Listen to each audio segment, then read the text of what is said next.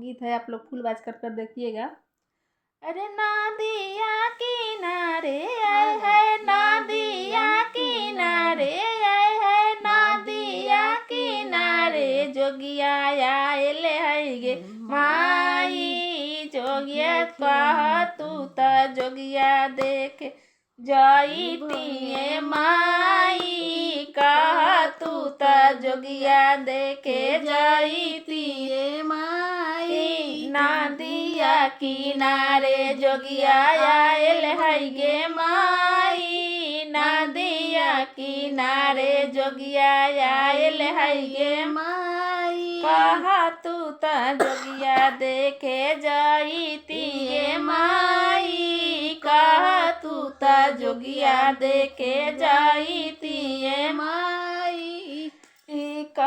अरे पहिला बोला मन आए है, पहिला बोला मन मोर सासू अइले गे माई। ससुर जी से कह बेटी लइका बाड़ी गे माई, ससुर जी से कह बेटी लइका बाड़ी गे माई। अरे पहिला बोला मन आए है, पहिला बोला मन मो ससुर अइले गे माई। ससुर जी से कह बेटी लइका बाड़ी गे माई, ससुर जी से कह बेटी लइका बाड़ी गे माई। अरे दूसरे बोला अरे है, दूसरे बोला मन मोरा भासुर अइले गे माई। भासुर जी से कह बेटी पढ़े गइली गे माई, भासुर जी से कह बेटी पढ़े गइली गे माँ। अरे तीसरे बोला मन आए है, तीसरे बोला मन देवर अइले गे माई। देवर जी से कह बेटी खेले गइली गे माई, देवर जी से कह बेटी पढ़े गइली गे माई। अरे चौथे बोला मन आए है, चौथे बोला मन मोरा सैया अइले गे माई। काठ के पुतरिया बनावा तुए माई, काठ के पुतरिया।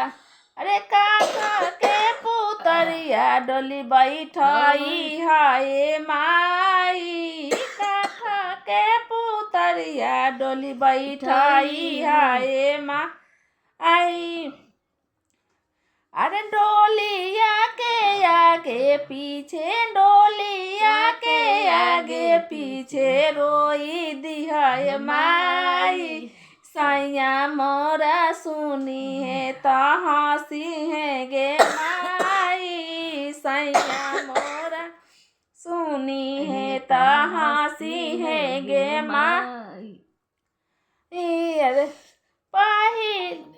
पहिला परीक्षण आए है, पहिला परीक्षण मोरा सासू गइली गे माई, सासू गइली गे माई। बेटा के करमवा जरी गइले रे माई, बेटा के करमवा जरी गइले माई।